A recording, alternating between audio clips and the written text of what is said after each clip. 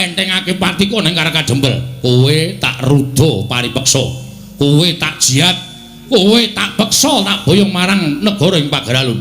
Sapa sing mepalangi karepe Prabu Gendra Swarawati, rawe-rawe rantas, malang-malang bakal tak putung. Ayo, mengkari kowe matur, gelem apa ora Semar? Ora gelem aja lakon dosa. Bumi angus Karangka Jembel.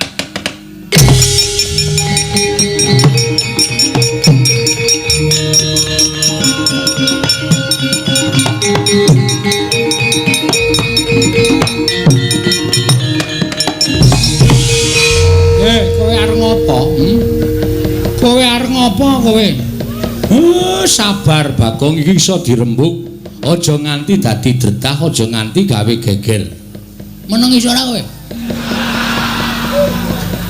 Aku ngene iki ngewangi kowe, Pak. Aku sebagai anak kuwi kudu iso mikul dhuwur mendem jero karo wong tuwa. Nek bapakku diancam Semar, kowe gelem wangsulan apa ora? Ora gelem wangsulan tak ruda paripeksa. Kuwi aku minangka anak iki kudune cancut tali wanda. Mula kowe mikir aku. Ora sing meng tok pengpenge meng gareng karo Petruk. Endi dong ngewangi kowe? Demeng mendono mripate cok. Ana kanan kaya ngene kanan genteng. Kaya ngene kok meng do meneng wae. Ndekno sing tok tukoke sarung meng Petruk wae. Gareng tok tukoke pecis meng gareng wae. Aku blas ora tau tok kaya apa-apa. Neng saiki dadi bukti bahwa sing pancen sambelani karo Semar ki meng Mas Bagong. Kowe meneng, aku ora iso meneng. Wis to iki ratu iki nek aku ora sing mangsuli, ora rampung-rampung, mergo kowe engko mesti blegek-gugek ngene sinuwun. Sing ngono dibuang sing becik digoleki. Oh, dudu watakku. Aku nek kira-kira ana sing arep ngisruh Karangka Jembel, arep gawe bucek kan banyu bening Karangka Jembel, aku sing ora trima. Nek dadi perang kowe wani apa piye? Lho. Iki ngopo kae wong ngene iki? Lho, lah kowe, lho aku ra mung sebagai MC. Nek dadi geger kan ini orang-orang ini. Dapurmu genti. Kurang ajar kowe. Ngono kuwi sing aku sok ora seneng. Meneng aku tak omong-omongan marang omong-omongan karo kowe. Iki kok karo omongan karo ratu iki raine biru iki lho. Wis. Nuwun sewu Prabu. Sinten sampean wau? Gendra Swarawati. Lho iki sapa iki matane gedene tak jamak-jamak. Matamu e. Lho, urung-urung wis ngoneke matane. Lah kok yang ngoneke aku matamu. Aku seneng Bagong ngono kuwi. Aku seneng tegese Bagong kuwi gatekake karo Karangka Jembel. Ngopo ki ya ngapa kowe iki? Wah, malah aku barang diseseni. Meneng ah. Ora ana sing ngodo cuma kejaba aku. Kok ora bumriya sampun to. Kendel mawon Bagong niku nek ngoten iki kaya wong kang slupan. Kaya wis dinengke wae. Iki sapa? Anak ragile Semar. Lho, anak ragile Semar. Heeh. Sapa jenengmu? Bagong. Kowe tak jak sisan ning negaraku tak iasake loji. Serius? Oh, cah edan ora. Ketoke nesu kok barang diumuki omah kok serius. Aku ki ora blereng karo bondo donya, Aku arep kaya ngene iki, uripku kuwi miskin. Ngono. Nang aku kere. Dadi nek ning tak imingi-imingi bondo donya iki, nggo ngopo? Wong urip ki ora kudu ngawula bondo donya. Wong urip ora kudu ngawula derajat pangkat. Sok neng kono iki ora ditakokke derajatmu apa, pangkatmu apa, bandamu pira, sing ditakokke kelakuan sing apik. Jangan tepuk tangan. Apa gunanya tepuk tangan tanpa saweran? Oh, pancen setan tenan kok. Berarti kowe bapakne setan. Hus. Wis. Saiki ngene Mas. Sing jeneng hukume adile wong nyilih kuwi disilihi. Upama ora disilihi ya wis ora usah dadak meksa. Hukume wong takon diwangsuli. Wis ngono kuwi. Urip ning alam donya ki mung rong perkara. Takon diwangsuli, nyilih disilihi, padang peteng mlebu metu mati urip. Ngono? Dadi nek sampean ngongasake ning sampean sugih, aku wong sugih. Aku wong duwe. Ngelingono Mas, di atas langit masih ada langit. Sak sugih-sugih wong isih ana sing luwih sugih, ming sampean urung ditempokke karo wong sing luwih sugih karo sampean. Sak digdaya-digdayane wong isih ana sing luwih digdaya, ming sampean urung ditempokke karo wong sing luwih digdaya tinimbang sampean. Sak pinter-pintere wong isih ana sing luwih pinter. Ngono kuwi hukume alam wis berlaku. Nek kowe arep meksa karo Semar, ora iso, ana anake. Semar duwe kewajiban nang kene ora sak penake dhewe. Lho, yen ngono Semar ora gelem tak boyong ning pager alun, mesti ora. Semar ki ora tau gelem diboyong nang ndi-ndi arep dipameri brana picih. Semar ki ora tau gelem. Semar ki nek wis gelem sugih, Semar nang kayangan kok, ya Pak ya. Iki kakane Bathara Guru e, ha ta Pak? Iki Bathara dosen udu-udu. Kowe udu dosen ora, ajare kakane Bathara Guru. Bathara Guru kae adikku, kae Manikmaya, aku Ismaya. Kae adikku, kakangku meneh Pak Dimutaga kae Tejamaya. Wah, aseme. Berarti dewa tenan kowe Pak. Iya. Wah, gleleng iki aku anak dewa ya Pak ya. Kapan-kapan dolan ning kayangan Pak. Rasa. Aku pengen renang ning Karang Kawidodaren. Karang Kawidodaren tok nggo renang banyune bucek. Juangkalmu meko ya. Semar Taruda paripeksa. Kowe arep ngruda paripeksa karo Semar. Betenge Bagong. Lho, yen ngono kowe wani karo aku. Sing nawedani apamu? Wah, ladalah. Wah, aku ya ladalah. Dian iki menungsa apa iki? Menungsa tenan genah urip ngene padake anggepmu aku saka batrene wae. Iki menungsa tenan kedunungan nyawa. Wah, ayo ngendi pampane wong neter kadigdayan. Weh lah nantang tenan kowe. Hah? Muni piye? Muni piye kowe? Lho kowe kebangetan nek kowe carane ngono kuwi. Kowe kebangetan. Kowe tak tantang kok malah nyumbari Baladewa. Iblis lanat kuku karepane. Wah, mati tenan. Menungsa ora tatara karo jajaran nyumbari Baladewa. Ratu Mandura Basumbari keparat.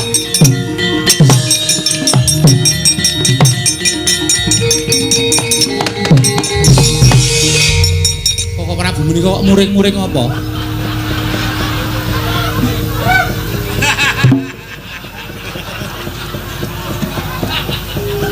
Lah iki Bagong mau muni. Bagong seru banget muni. Muni piye kowe? Kowe tak tantang kok malah nyumbari Baladewa. Iblis lanat. Lagi makler aku. Krungu disumbari Baladewa ki ratu ora tau mampu penantang kok disumbari karo ratu iblis. Bagong, non. Wong mau muni tenan to? Mboten.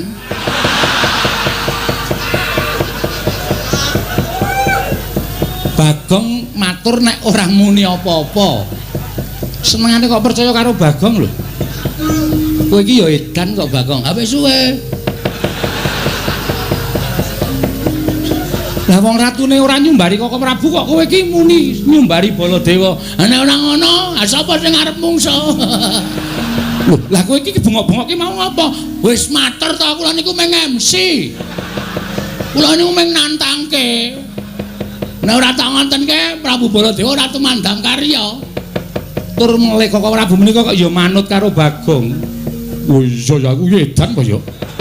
Lah aku ki ratu kok meng di Bagong bengok ngono aku kok ndur nyeret ratu wae mau. Menes pun dilakoni mawon mboten napa-napa. Dirampungke sisan. Ratune metu sampean sing nyeret berarti dendame karo sampean. Wah, setan ya. Lah aku dadi digoleke mungsuh karo Bagong. Ha iya. Lah ngopo nang kene tengok-tengok? Kancane do nyambut gawe kok meng tengok-tengok. Kowe wong edan tenan kok kowe iki senengane.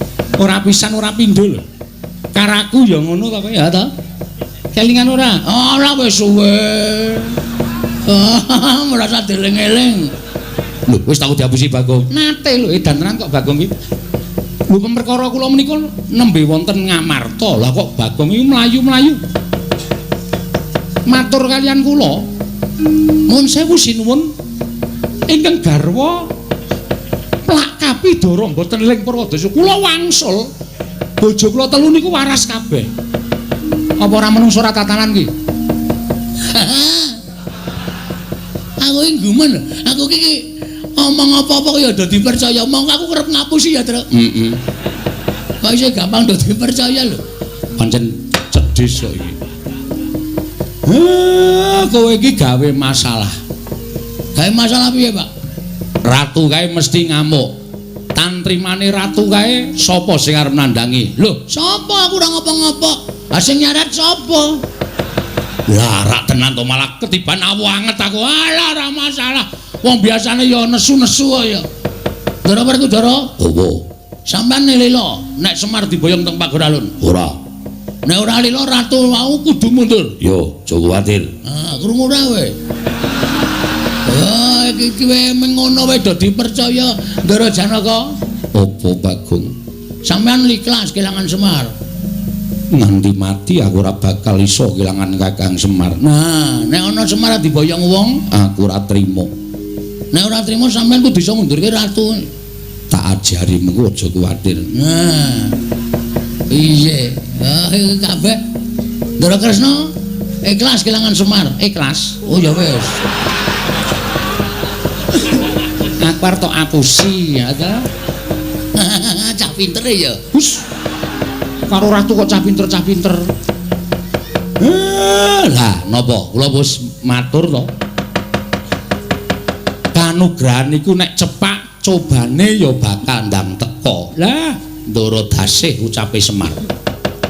Mula wektu dina iki nek pancen sami mboten ikhlas Semar diboyong teng pagar alun kula njaluk Karang Kadempel kudu padhang. Kudu padhang nek mboten padhang nggih sampun. Wewangunan lahir batin sing ajeng dibangun teng negara Ngamarta niki mengke bakal ngrimpet nyandung merga ana menungsa sing jeneng Gendra Swaropati.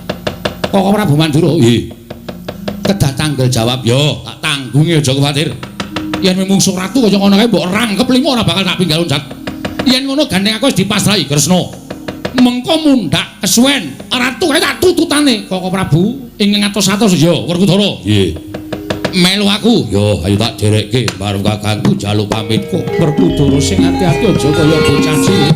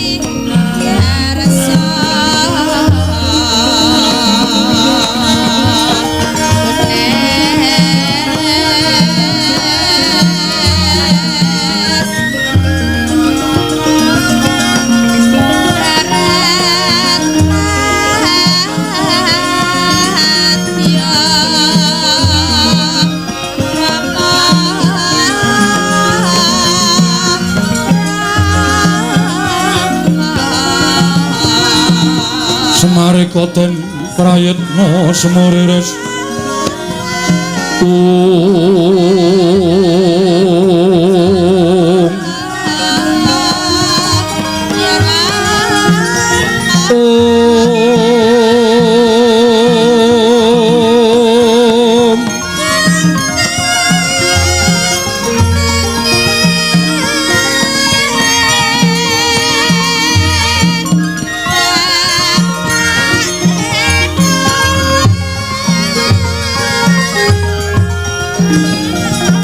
semurire seko balik teteyoni gandayani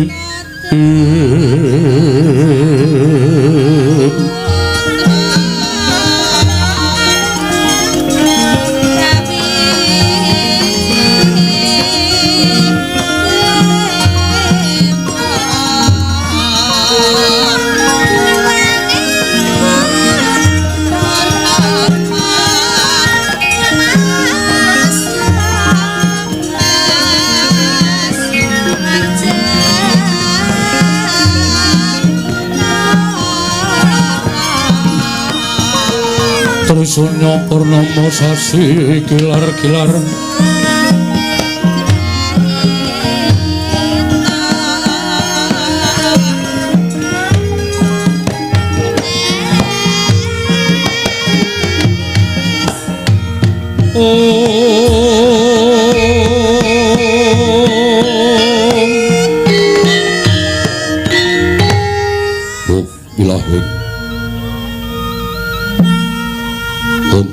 Awikna mastu Rama Sidhem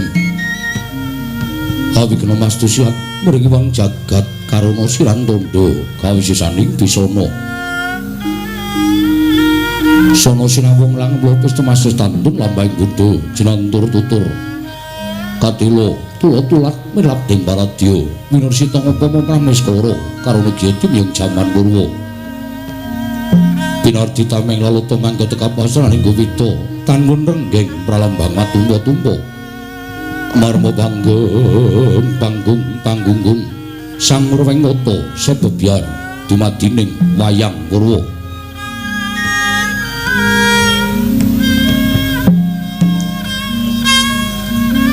anunggih wanita menika dadat perwakaning kandha saratri manggi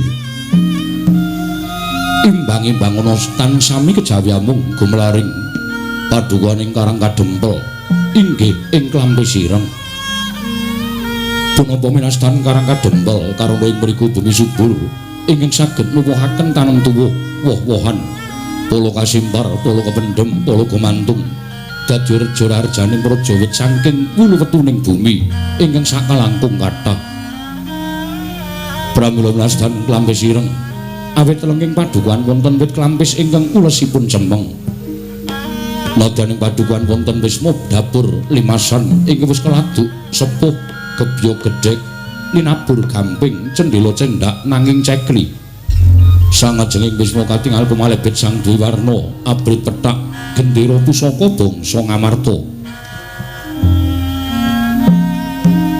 lah sinten to wau ingkang katemben lenggah cinodha tanasane sambung ketungguling padukan Karang Kadempel ya pamonging para Pandhawa inggih Panakawan ing Madukara nama Kyai Lurah Semar Nayantaka Badranaya Saronsari Duda Manangunung Jurudyah Punta Prasanta Wong Buka Sampir Pujagati inggih Kyai Ismaya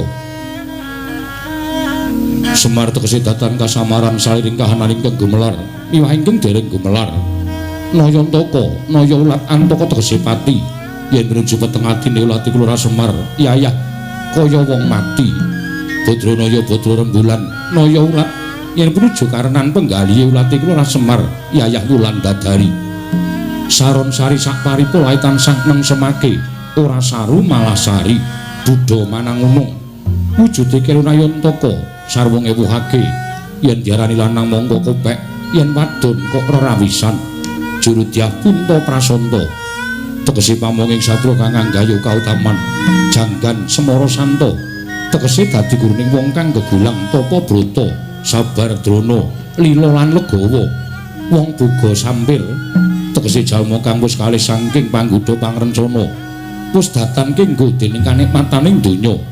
Anane amung sarwa mardika lair prusing batin. Bojo gati tegese dadi juru pelados ingkang setya tuhu ing sesanggeman. Ismaya minangka pepenget dumadining si Ismaya, duing muni saking esmuning cahya peninging gesang. Kilura Semar nindakaken darmaning pamong awet dasar wibawa sentosa lan wicaksana. Wibawa lire sabarang tindak adhedhasar jujur lan mikulahake saira tringkeng denajab amung mulyaning bangsa luhuring praja.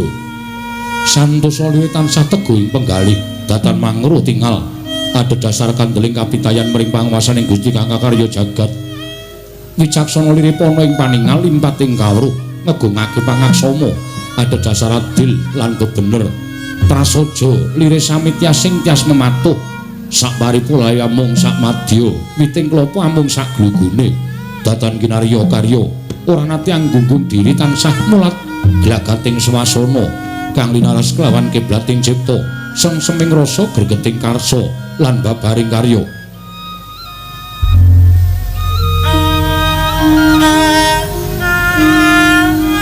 Pramila datang longgo lamun Kilora Semar nadyan derajate ngaceplik menang sinebut sang pamong agung sinuyudan dening para kawula sadukuh karang kadempel turta cinaket dening Sri Naranata awit saking pangaribawa sang pamong agung nganti kenging binasake wreksaka gigire muruk mbun-bunane datan kenging tinidak kewayangane persasat dewa pengawak menungso kang nur dewa inggih sinebut pusaka bisa kandha jimat kang bisa ngucap. Risa Jugul Kilurah Semar nedeng lenggah madaning bali padukuhan longo-longo kaya tingguk tenguk-tenguk kaya gumuk datan mubah datan musik sineba sangganing para kawula sak padukuhan mbamber mlabar yaya samudra datan tepi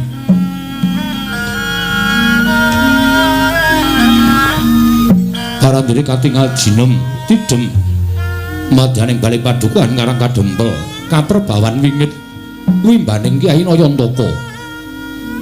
Nalika semanten kagat jroning driya Kilora Semar Badranaya mulat rawuhipun sanggya para pepundhen Pandhawa ingkang sampun kewareng lenggah madaning bali padukuhan menika ta warnane narindring amarta Sang Prabu Puntadewa. Ya Sang Darma Kusuma, ya Sada Dwija Kangka, ya Sang Ajata Satru.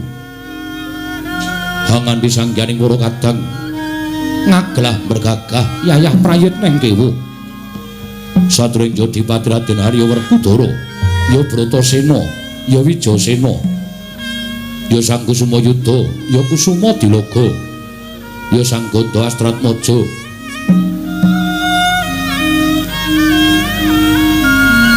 jumenenging Sang Werkudara jinajaran ingkang rayi panangah Pandhawa satring Madukara kekasih Raden Janaka ya Raden Harjuna, ya Sang Kunti Dwipatsu, ya Sang Mahabau, ya Sang Kaliti, ya Dudakesa, ya Bambang Margana, ya Sang Suparta. Mabukuh Susilastawa nganti kaya mukakon jeming Bantala. Parandene mangke dereng kapireng pangandikaning Kilora Semar Badranaya. Dadak sakeleng mangke kawestingal rawuhipun agung ing Darawati, Wiwanata agung ing Mandura. Dadi saya gragapan menggaling Kilora Semar. Sikra mrawani pangandikan dadi kumangkuli wijiling pangandika Kilora Semar ingkang dereng kababaring lisan.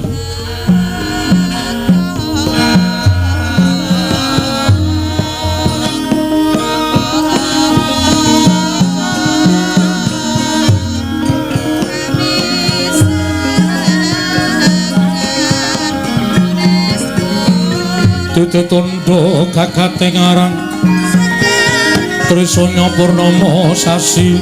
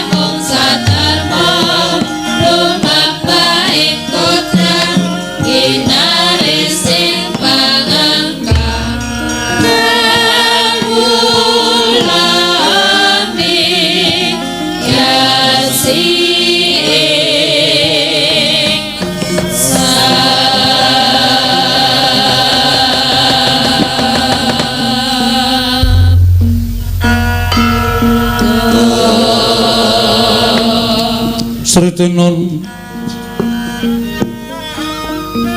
ning pasewakan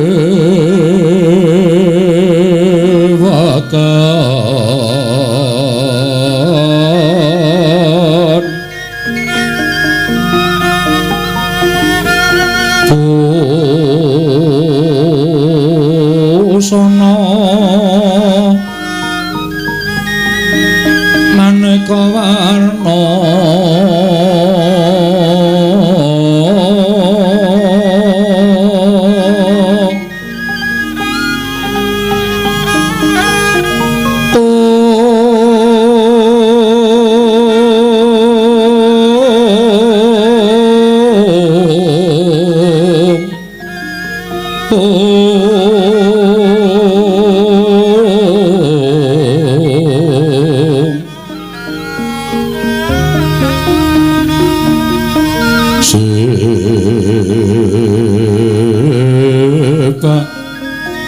puspiteng udyana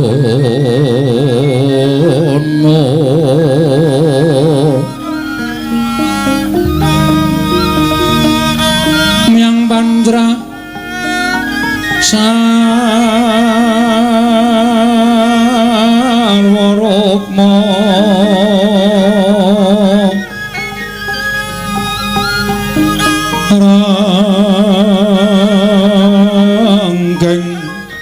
manik nara narawata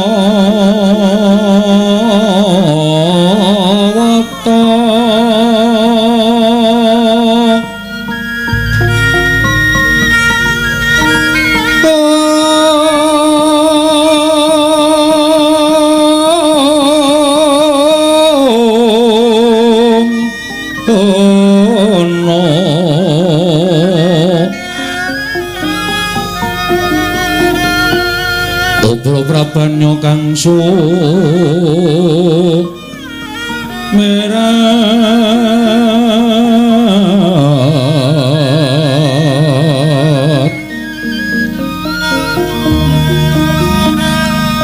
penyaring tejo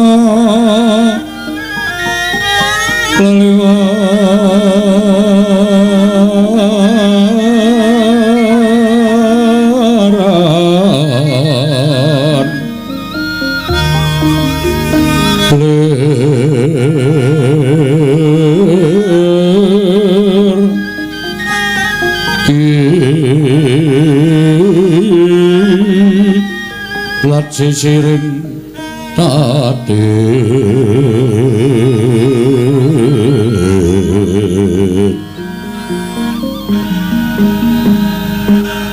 wimbo kekandamre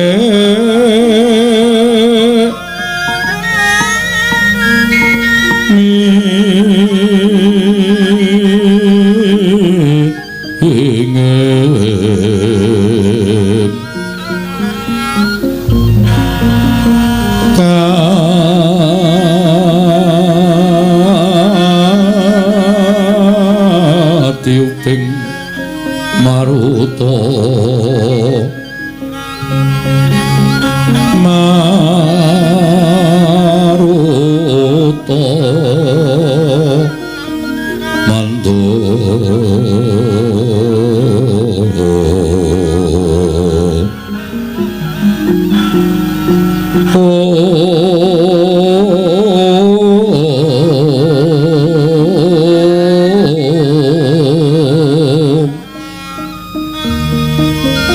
saparan mangambar kongas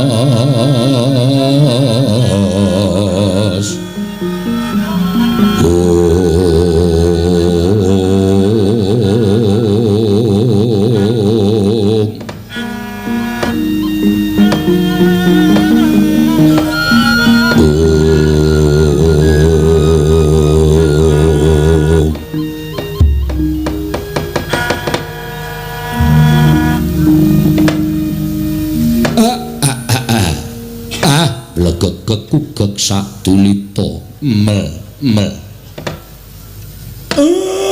Sasat kadidene kecukrukan wukir sari. Gelepaning samudra madu manah kula. Dene sawetawis wekdal ndara-ndara kula Pandhawa sami mesanggrah wonten ing Karang Kadempel. Menika boten pangling sinuwun Ndarawati ingkang sesarengan sinuwun Mandura. Rawuh wonten ing Karang Kadempel. Ndara kula ngaturaken sembah pangabekti kula kunjuk nggih Den. Sinuwun Sri Prabu Bathara Kresna. Iya. Jagat waisane Bathara wayah Bathara jagat. Kakang Semar ndak tampa tiba sepadha-padha.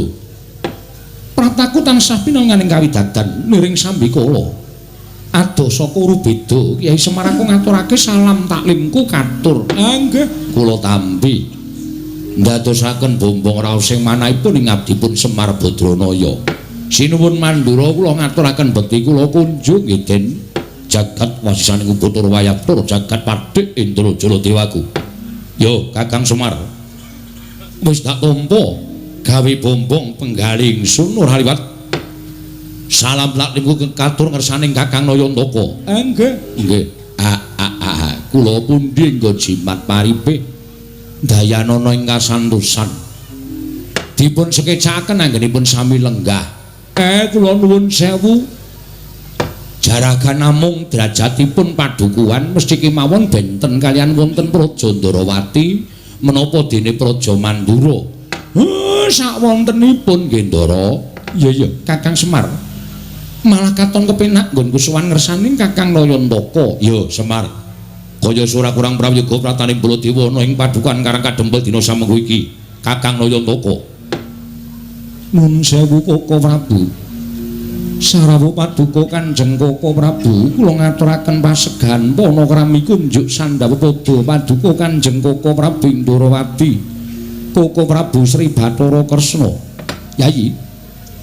Sampun kula tampi karya bombong raos sing manahipun ing Raka Ndarawati. Asung paseganipun paduka Yayi Prabu namung kosok wangsulipun kula kepareng ngaturaken pudhi astawanipun ing Raka kunjuk ngersa paduka Yayi Prabu kadang kula ing Amarta. Kula pundi Cundaka Panglingga Murda. Amawah ana kabagyaning gesang kula mboten langkung kasekecakno anggen jengandika lenggah. Koko Prabu Ndarawati kawula ngoknon nggih. Sampun mboten kirang prayogi pisawanipun ing Raka Ndarawati. Koko Prabu Mandura kula ngaturaken karaharjan tedhak paduka Kanjeng Koko Prabu Mandura. Yayi. Tansah pinanganing kawidadan niring sambikala sawanipun ing Raka Mandura durga mendhak kala sirna. Namung kepareng kula ngaturaken salam taklimipun ing Raka kunjuk ngersa paduka Yayi Prabu kadang kula. Yayi Prabu Darmakusuma. Kula cancang pucaking weni dumawahing wijang urung meketing werdaya saestu andadosaken cahya cahya daging rah kayuwanen mboten langkung kasekecakno anggen jengandika lenggah. Koko Prabu. Inggih Yayi. Sampun mboten kirang prayogi pisawanipun ing Raka ing Mandura.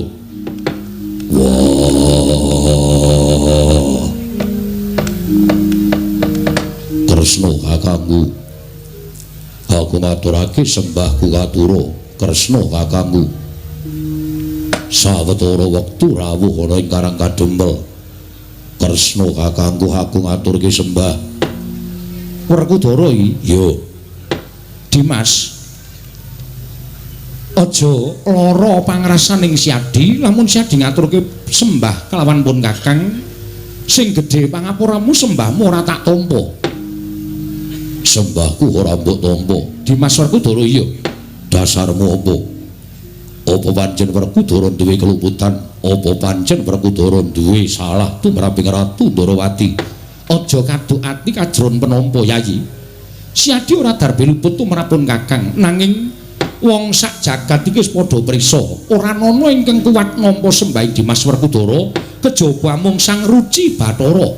Ya kuwi dewaning Dimas Werkudara. Aja ta jamak lumrahing titah swantah. Nadyan dewa wae ora ana ingkang wani nampa sembahing Werkudara. Lah kok dina iki kadingaren temen. Sira Yayi Werkudara ngaturake sembah kalawan pun Kakang. Mengko gek-gek sakwise pun Kakang nampa sembahing Werkudara, ana apa-apa ingkang tumanduk kalawan pun Kakang. Lak malah mbilaeni. Mula aja nganti ana apa-apa ing tumanduk kelawan pun Kakang, mula sembahing Werkudara ora tak tampa ya mung genepi marang darmaning wong tuwa kelawan bocah nom. Pangestuning pun Kakang tampanana Werkudara. Ora sudi. Lho. Ora sudi nampa sembah pangestuning Kresna. Kowe ora gelem nampa sembahe bocah nom, tangeh lamun pangestune wong tuwa dayanana karo uripe Werkudara. Mula yen kowe ora nampa sembahe Werkudara, aja mangestoni karo Werkudara. Oh ngono, ya jeneng adil. Kowe wis ora gelem nampa sembahe Werkudara, aja mbok salahke yen aku ora nampa pangestuning Kresna. Ya wis. Ora ketang rada sesak penggaling pun Kakang, ora ketang rada tida-tida penggaling pun Kakang. Sembahe Werkudara tak tampa pangestuning pun Kakang tampanana. Wenehna kono kapan-kapan tak jupuke. Kok sik to? Pangestu kok kapan-kapan dijupuk ki piye? Pangestu ora bosok, pangestu ora bakal mampu. Tresna nampa sembahe Werkudara kanthi tida-tida penggalihmu. Mula pangestumu tak tampani ya apik, ora ya ora apa-apa. Wis iku ora dadi berdondi. Wis tampanen sembahe Werkudara kanthi lega-legawaning ati. Dadak kok percaya ki apa Kresna? Koko Prabu, nggih. Nyatanipun mekaten ingkang sampun kabiyawa nuntun jagat bilih sembahipun Werkudara menika awrat. Abata kaya ngapa sing jeneng Taruna nyembah kalawan werda kuwi sak trepe. Kuwi jeneng to ngenggoni tata krama lan ngenggoni unggah-ungguh. Ngaten. Ya, wis tampanen. Inggih. Werkudara, nggih. Sembahmu tak tampa lahir batin pangestuning pun Kakang tampanana tak tampa lahir batin wis rampung. Lha iya bule kakangku aku ngaturake sembahku katur bule kakangku aku ngaturke sembahku katur. Koko Prabu, nggih. Panjenengan menika ngemutaken ingkang rayi kok panjenengan malah sajaipun damel perkawis gawe perkara apa? Werkudara ngaturaken sembah kok panjenengan mboten nampi pancen tak jarak. Lho, dipun jarak dos pundi? Lho, kowe ngerti dhewe to? Jenenge Baladewa ki pirang-pirang. Baladewa, Kusumawaning Pinta, Wasi Jaladara, Anampa Krasana kuwi jenengku kabeh. Moko sing jeneng Bule iki sirikaning pun Kakang. Lah kok disebut sak nggon-nggon. Mbok yo ngaturke sembah, Baladewa kakangku aku ngaturke sembah. Ngono wae apik kok. Bula bule. Monggo kene iki dipresani piye akeh. Do ngerti yen to ciri gatheke Baladewa ki bule. Werkudara, nggih. Kowe iki pancen jarak kok. Jarak piye? Bule iki rak sirikaning Koko Prabu to. Mbok yo aja disebut. Koko Prabu Baladewa kula ngaturaken sembah. Utawa Koko Prabu Kakrasana kula ngaturaken sembah kuwi rak apik. Lah kok bule? Bule iki sirikaning Koko Prabu. Aja tok sebut sak nggon-nggon. Yen Siadi muni bule ngono kuwi, tegese Siadi ki mirang-mirangke Koko Prabu. Wong sing jeneng bule kuwi sirikaning Koko Prabu Baladewa. Aja pisan-pisan kowe muni bule, njaluk tulung balenono ping 1000 kas. Kene leren ana kono bule. Baladewa, piye? Yen kowe ora sagu diundang bule, aja gugat karo Werkudara, lan aja ngluputke karo aku. Ning ngluputno karo sing gawe jagat, ngluputno karo sing tumitah sarta sing nitahake kowe kena ngapa kowe digawe bule. Ngertiya wong urip ning alam padang kuwi bungah susah bejo cilaka sugih miskin kudu ditampa kanthi ikhlas. Wujude apa wae kudu ngaturake syukur marang ngersaning Gusti. Mergo wis diparingi urip, kowe diparingi urip wujude bule kok kowe ora trima yen ngono kowe ora percaya karo panguwasaning Gusti. Kowe ora duweni rasa percaya karo panguwasaning Gusti ngakarya jagat. Wis malah mejang. Ya wis, tak tampa sembahmu pangestunipun Kakang tampanana. Yo, ndak gegem dadekake jimat prayogakno nggon mulenggah bule kakangku. Kuwi lha baleni meneh.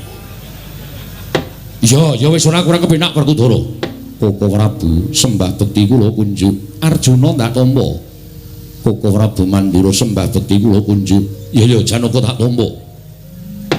Nuwun sewu Ndara. Kaget manah kula. Para Pandhawa sampun sawetawis lenggah wonten ing Karang Kadempel. Teka Ndara sinuwun Dwarawati kaliyan sinuwun Mandura sumusul wonten ing Karang Kadempel. Menawi dipun keparengaken kawedharing kathah dumunten kababarna wigatosipun menapa ning menawi wadi tumraping para sentana utawi kawula karang kadempel monggo Den kula kanthi manjing saklebeting bale wisma pepanggihan catur nitra kalawan ingkang abdipun Semar Kakang Semar kula wonten dawuh ana pitakon tumraping Nata Ndarawati ingkang sekawit panjenengan ingsun prapta ning negara Ngamarta nanging jebul Ngamarta tinemune suwung ingkang padha lenggah amung peranganing Punggawa lan Nayaka ing padha jejaga negara Ngamarta tumuli nalika semana aku antuk pelaporan ing sawijining Nayaka yen to para Pandhawa mapan ana ing Karang Kadempel Marata coba aja Kakang Semar ingkang nanjihake kelawan sowaning Nata Ndarawati nanging Nata Ndarawati ingkang nyuwun dawuh Kyai Nayantaka apa to sababe dene para Pandhawa sawetara mapan ana ing Karang Kadempel Kakang Semar aku nyadong dawuh timbalaning Kakang Nayantaka Anjrah ingkang Puspita rum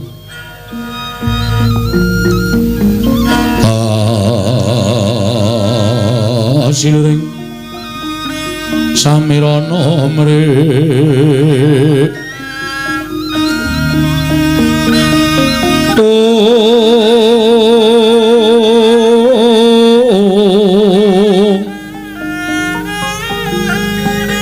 sekar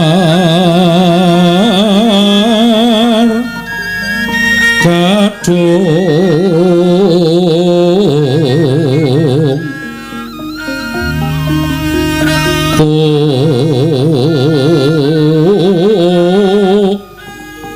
ngas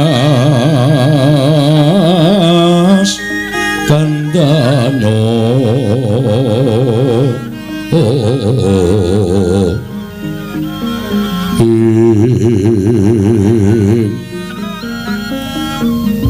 maweh raras retnaning driya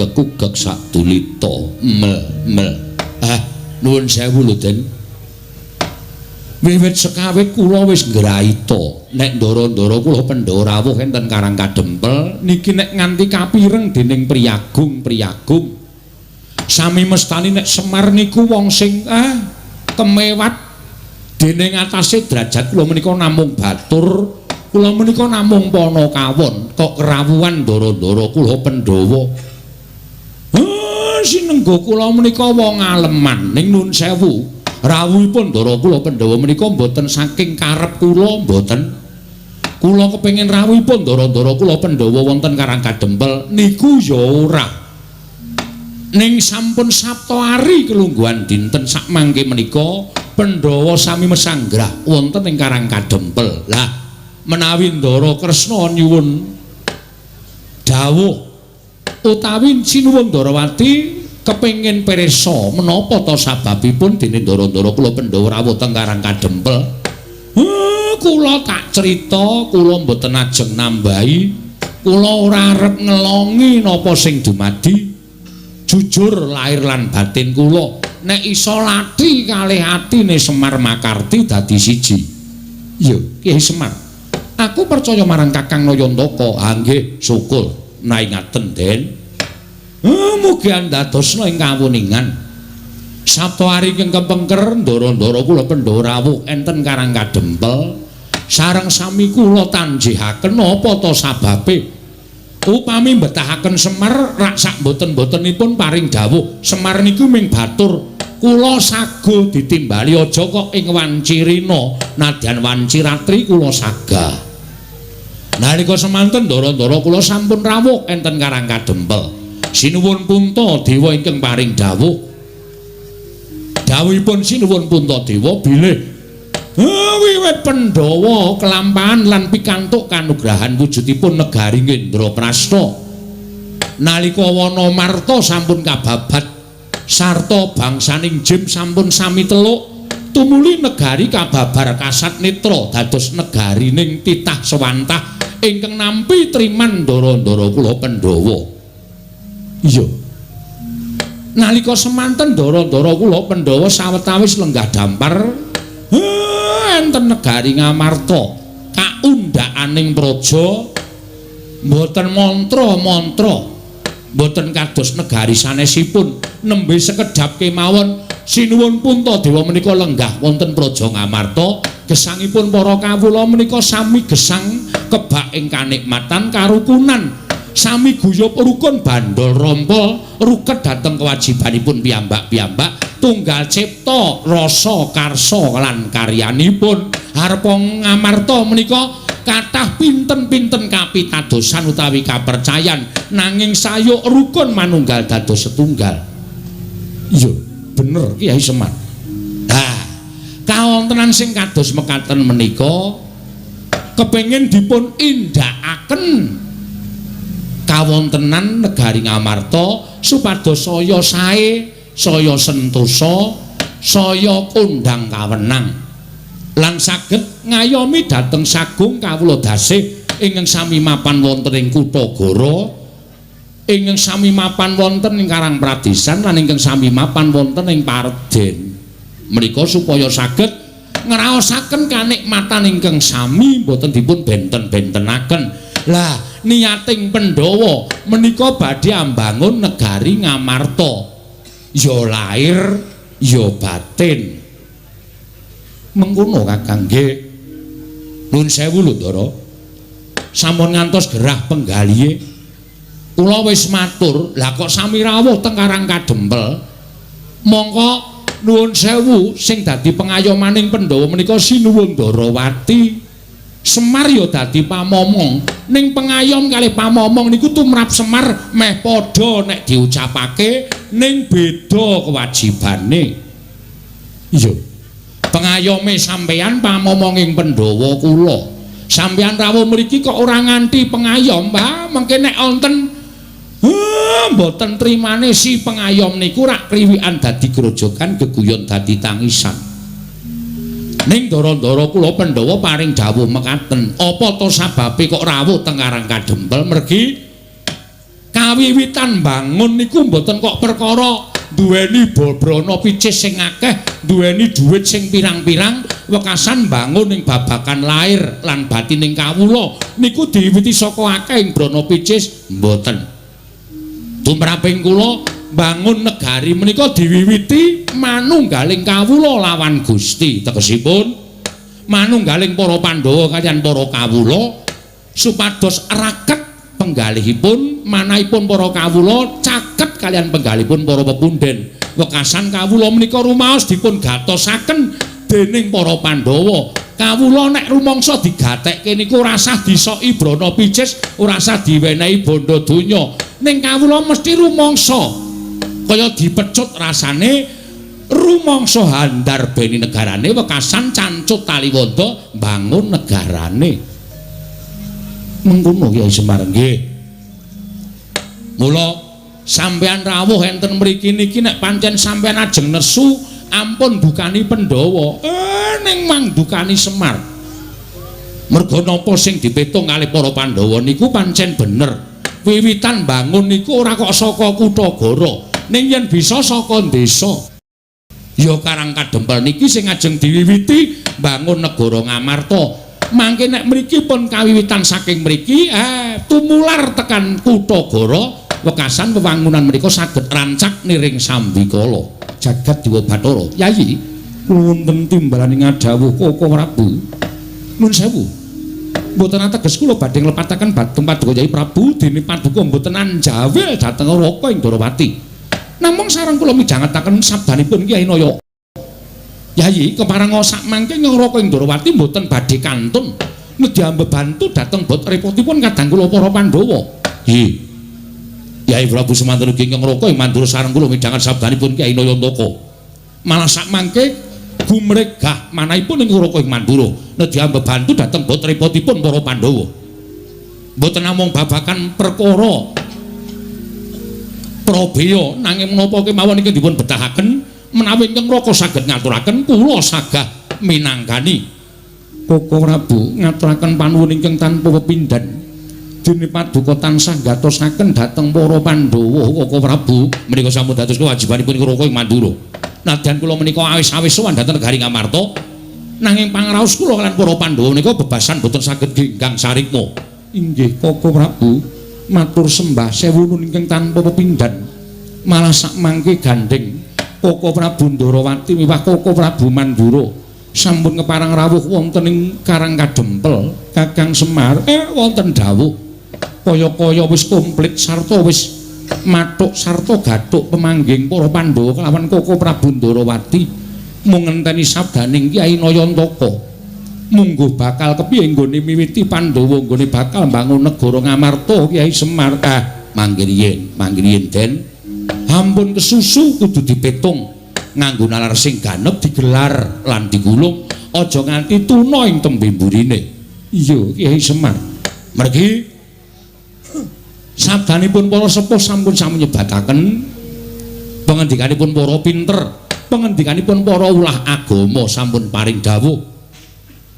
Sek sapa wonge kepengin gayuh kanugrahan, sinten tiyangipun ingkang badhe kedunungan kanikmatan kanthi anggayuh alampah prihatin lan tapa brata kados Pandhawa menika badhe ambabar utawi ambangun negari Ngamarta kanthi alampah prihatin wonten ing Karang Kadempel. Menika mangke menawi badhe kasembadan penjangkanipun tertentu sareng kaliyan pacobanipun. Lah sak mangke ngaten kemawon. Bab perkara bangun menika dipun penggalih wingking ingkang langkung prayogi tata-tata babagan pacobanipun. Mergi kanugrahan kaliyan pacoban menika adaanipun sok teka bebarengan. Yen ora iso kena pacoban ora bakal entuk kanugrahan. Ning iso ngrampungi pacoban, kanugrahan menika badhe sumandhing Ndara. Sikra-sikra yen permana kanca. Sikra ngrake nawang sesangga.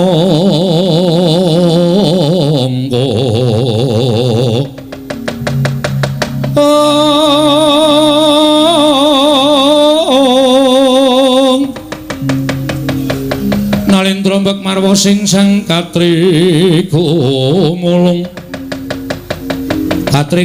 mangrempak ing wadya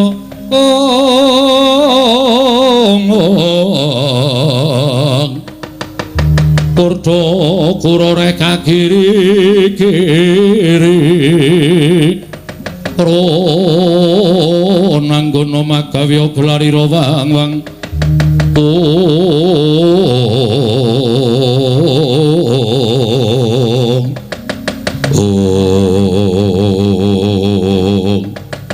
dereng ngantos paripurna Embal Wacana Kilurah Semar Badranaya ambabar kinampi nggenata Indrawati miwah nata ing Amarta Prabu Darmakusuma miwah sangganing para Pandhawa jangkep ing sami mapan wonten ing Karang Kadempel. Dadak sakoleng mangke gedher madaning padukan Karang Kadempel samya alok yen to ana Nalendra ingkang wantun miyak sagung kang samya sumewa manggah wonten ing Datulaya utawi wonten ing padukan Karang Kadempel drajak-drajak tanpa subasita akarya cingak kang samya mulat mangkono mbaing para kawula kanca biak-biak ana daya minggir dalu dalan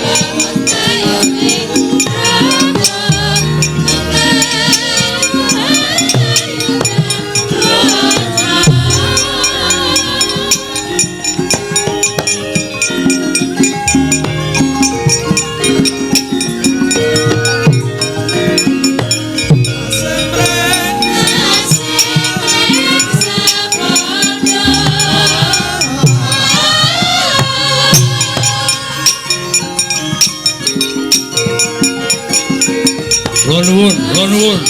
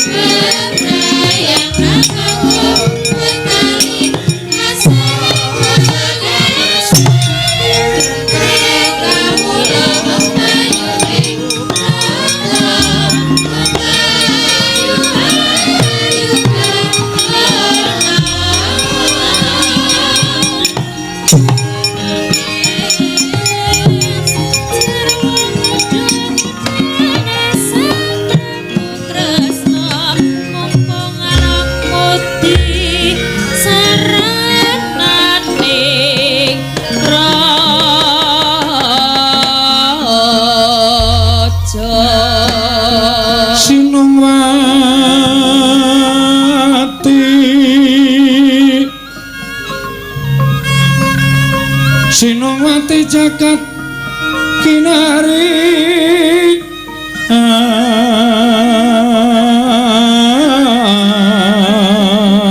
among mbak lumembak ombak ing samudra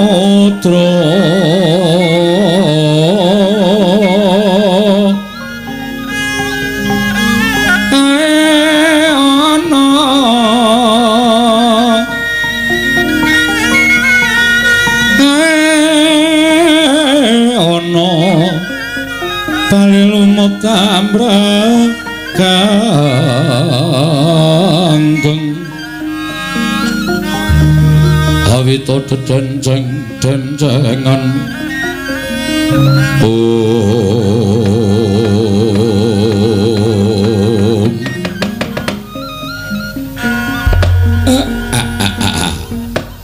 blegegegugeg sadulita mel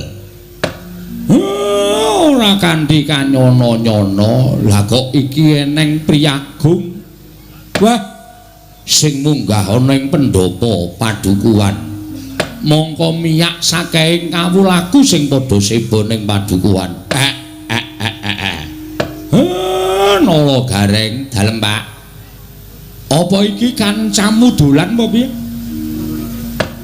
oh aku kok kancane dolan kok ratu sandangane sugih kaya ngono kuwi sing biasane sok srawung karo ratu-ratu sabrang ki Bagong. Takonono Bagong kuwi. Bagong kowe iki kancamu apa dudu to Le?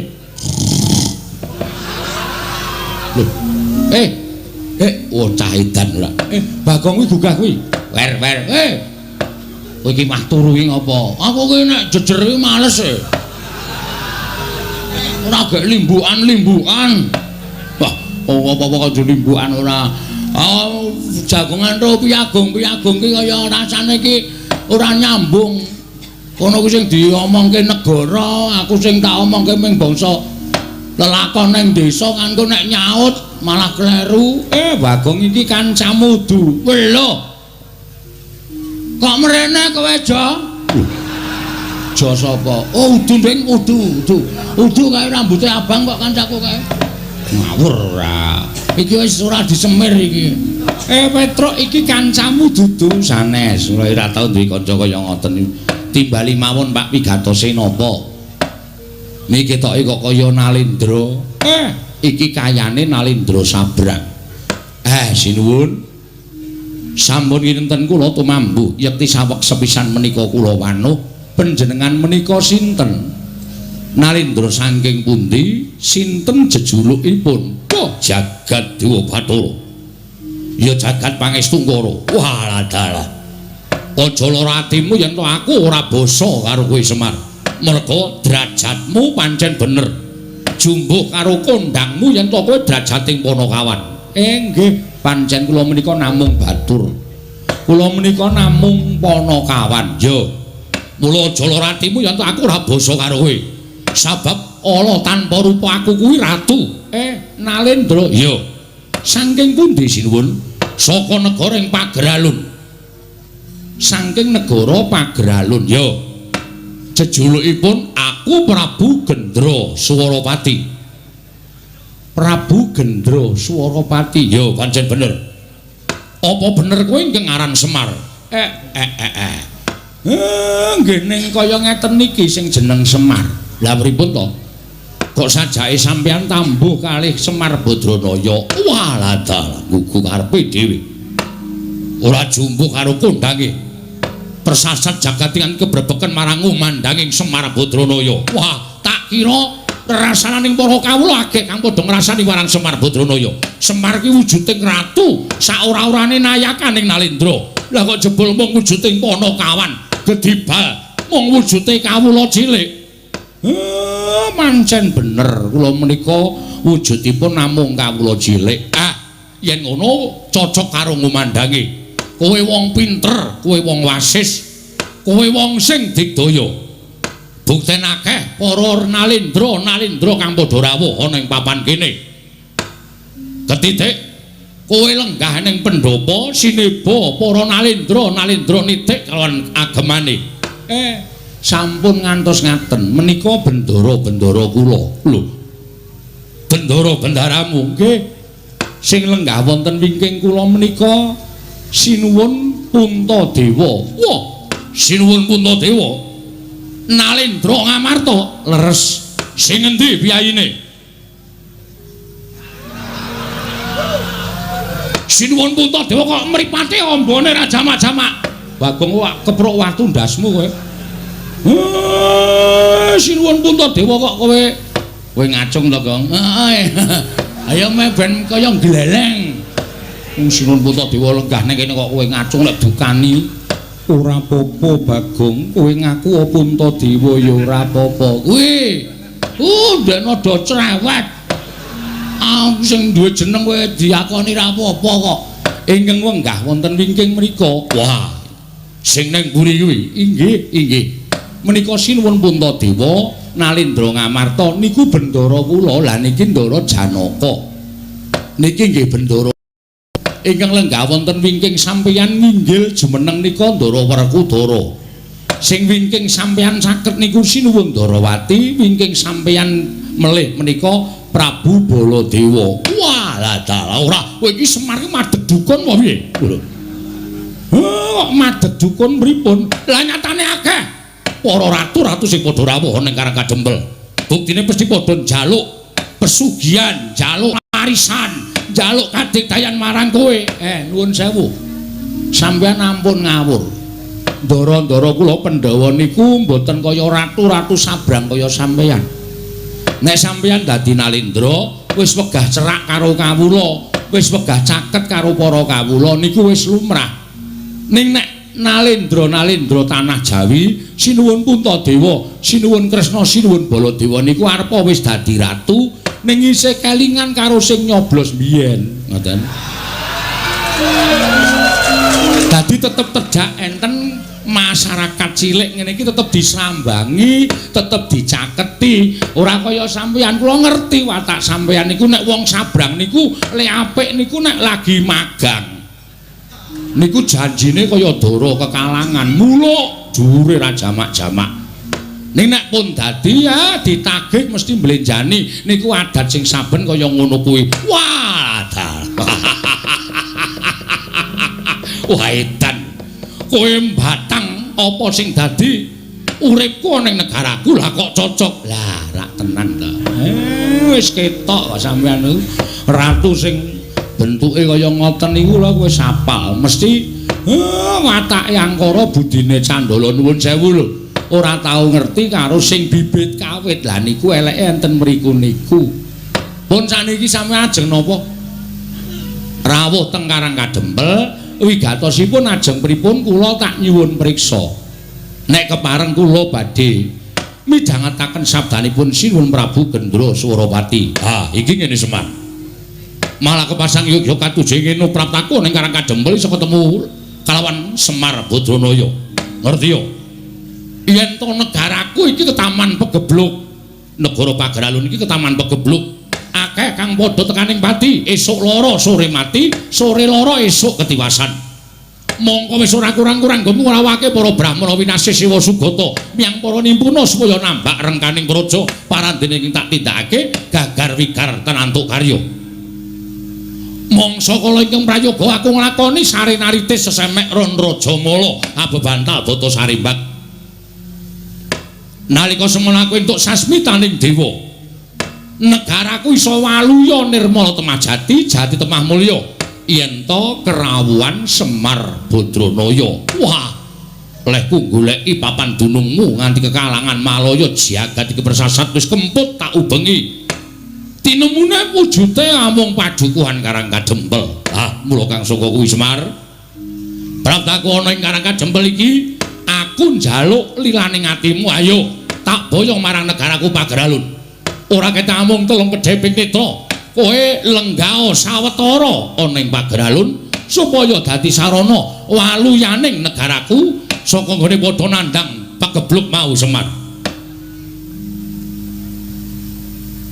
Kula yo meng kaya ngene kok dadi jamu iso marai ilang pagebluk. Wis ora usah dadak kowe kuwatir. Yen kowe gelem tak boyong, kowe njaluk apa? Tekan negara Pageralun omahmu ora kaya ngene iki. Yen perlu tak riasake omah loji. Yen butuh titian, kowe ngaranono titian kereta kencana tinarik kuda 8 bakal tak jawisake. Kowe ngerti ora?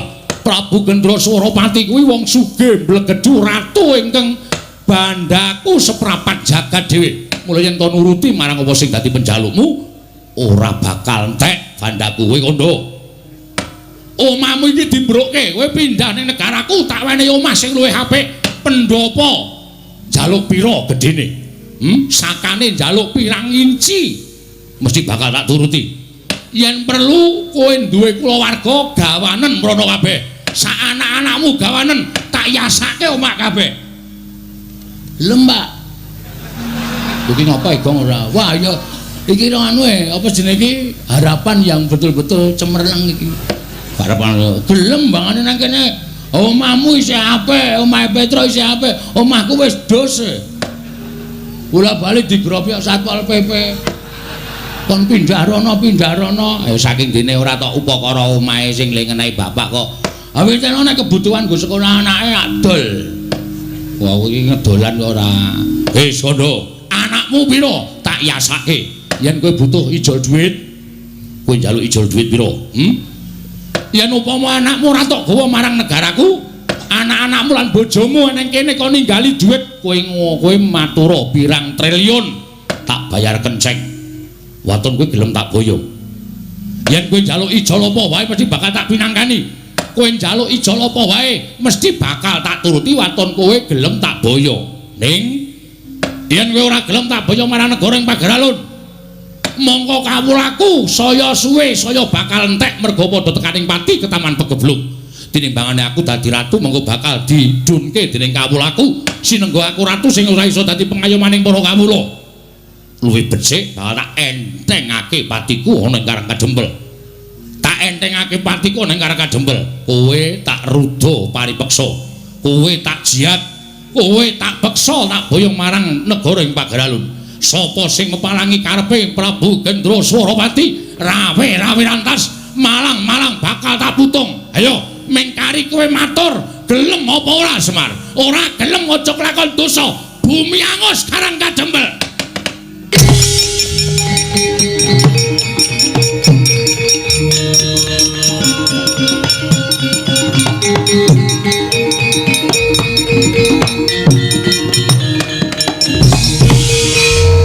Kowe arep ngopo? Kowe arep ngopo kowe? Sabar Bagong iki iso dirembuk. Aja nganti dadi dretah, aja nganti gawe geger. Meneng iso ora kowe? Aku aku ngene iki ngewangi kowe, Pak. Aku sebagai anak kuwi kudu iso mikul dhuwur mendem jero karo wong tuwa. Nek bapakku diancam Semar, kowe gelem wangsulan apa ora? Ora gelem wangsulan tak ruda paripeksa. Kuwi aku minangka anak iki kudune cancut tali wanda. Mula kowe mikir aku. Ora sing meng tok pengpeke meng gareng karo Petruk. Endi dong ngewangi kowe? Demeng mendono mripate cok. Ana kanan kaya ngene kanan genteng. Kaya ngene kok meng do meneng wae. Ndekno sing tok tukoke sarung meng Petruk wae. Gareng tok tukoke pecis meng gareng wae. Aku blas ora tau tok kaya apa-apa. Ning saiki dadi bukti bahwa sing pancen sambelani karo Semar ki meng Mas Bagong. Kowe meneng, aku ora iso meneng. Wis ta iki ratu iki nek aku ora sing mangsuli, ora rampung-rampung, mergo kowe engko mesti blegek-gugek ngene sinuwun. Sing ala dibuang sing becik digoleki. Oh, dudu watakku. Aku nek kira-kira ana sing arep ngisro Karang Kadempel, arep gawe bucek banyu bening Karang Kadempel, aku sing ora trima. Nek dadi perang kowe wani apa piye? Lho. Iki ngopo kae wong ngene iki? Lho, lah kowe, lho aku ra mung sebagai MC. Nek dadi geger kan ini orang-orang ini. Dapurmu genti. Mbok kurang ajar kowe. Ngono kuwi sing aku sok ora seneng. Meneng aku tak omong-omongan marang omong-omongan karo kowe. Iki kok karo omongan karo ratu iki raine biru iki lho. Wis. Nuwun sewu Prabu. Sinten sampean wau? Gendroso. Lho iki sapa iki matane gedene ra jamak-jamak. Matamu e. Lho, urung-urung wis ngoneke matane. Lah kok yang ngoneke aku matamu.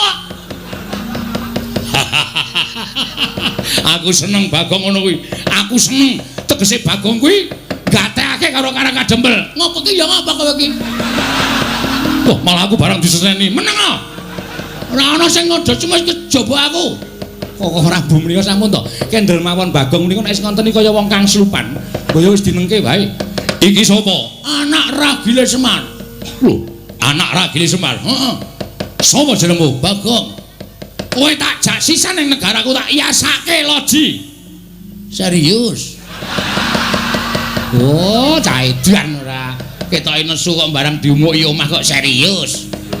Aku ki ra blereng karo bondo donya, Aku arep kaya ngene iki, uripku kuwi miskin. Ngono. Nek aku kere.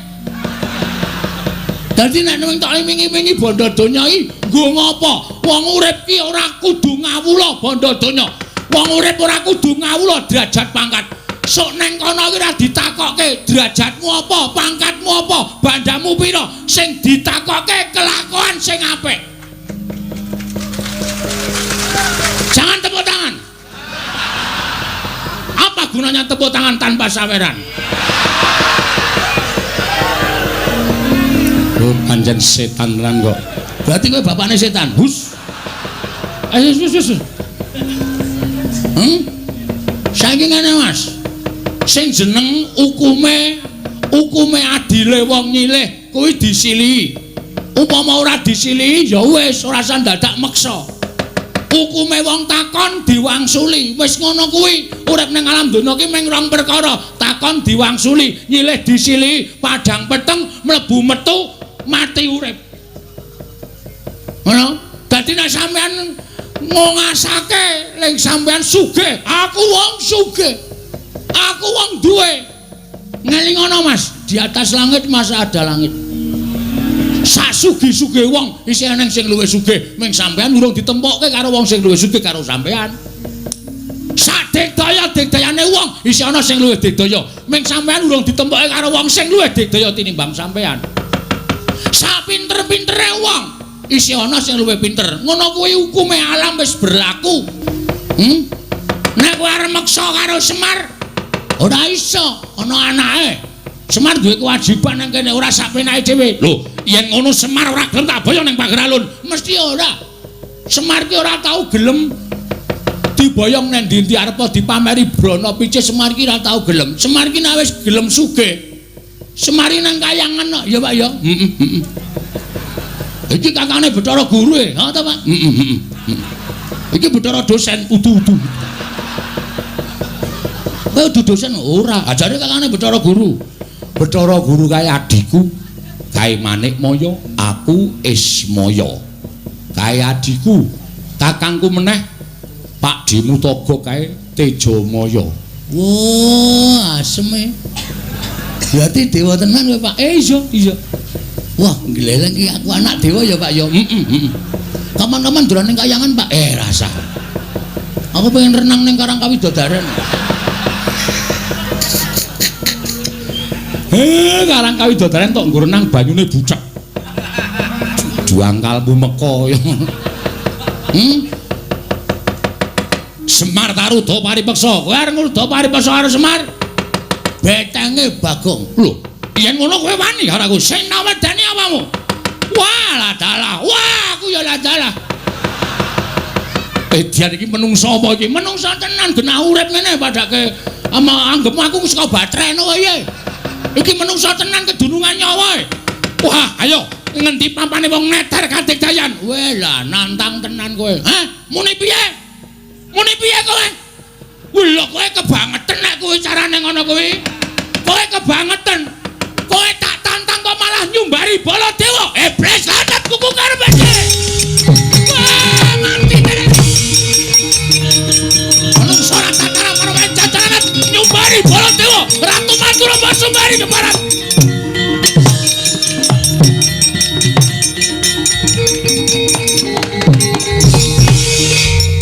Kok Prabu menika kok muring-muring apa?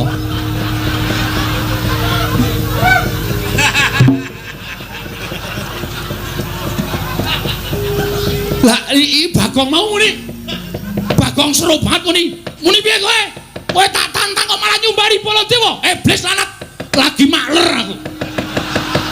Krungu disumbari Baladewa ki ratu ora tau mampu penantang kok disumbari karo ratu iblis. Bagong, non.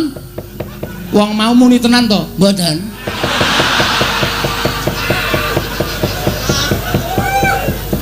Bagong matur nek ora muni apa-apa. Senengane kok percaya karo Bagong lho. Kowe iki ya edan kok Bagong. Apa suwe?